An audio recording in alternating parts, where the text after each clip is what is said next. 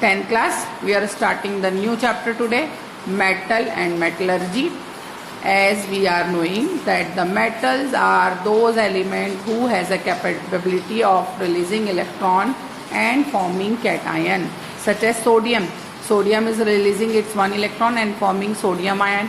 Copper is releasing its 2 electron and forming copper dipositive ion. It is also known as a cation.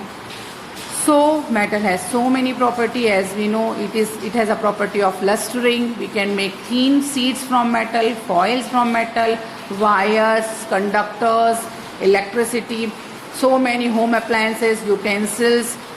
In many household work we use metal. So metal is a very essential part of our daily life. Some non-metals has also characteristic like metal. We are talking about carbon. Carbon has a property of allotropy. Allotropes are those elements having different physical properties but same chemical properties are known as allotrope.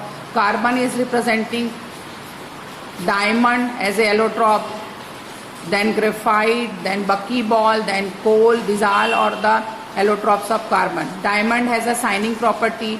Graphite has a conductivity property. So they are showing the metallic property being a non-metal element. Same iodine has also shining property, but it is a non-metal and has a characteristic of metal. To understand the metal and its reactivity, we are going through a practical. We are taking some test tubes. In that test tube, we are keeping some salt solution and some metal, and we will find that a metal which is more reactive has capability to displace another metal from its solution, and that metal which is not in solid form will form solution. That is known as the reactivity of metal. You can see in test tube A, in test tube B, and then in test tube D, and in test tube E. We will talk first about this 4 test tube. In test tube A, there is a alpines which is made up of iron, and solution, salt solution is copper sulfate. Now what will happen? Copper sulfate, CuSO4, will react with iron and form FeSO4 plus copper. So what happened?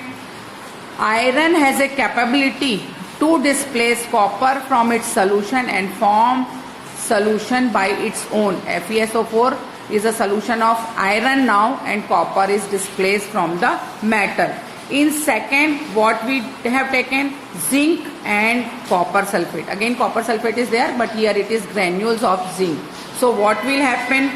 We will come now, again copper sulfate is there and the zinc, so it will form zinc sulfate and release copper. So zinc has a capability, means it is more reactive than copper, and it will displace copper from its own solution and form new solution of zinc sulfate.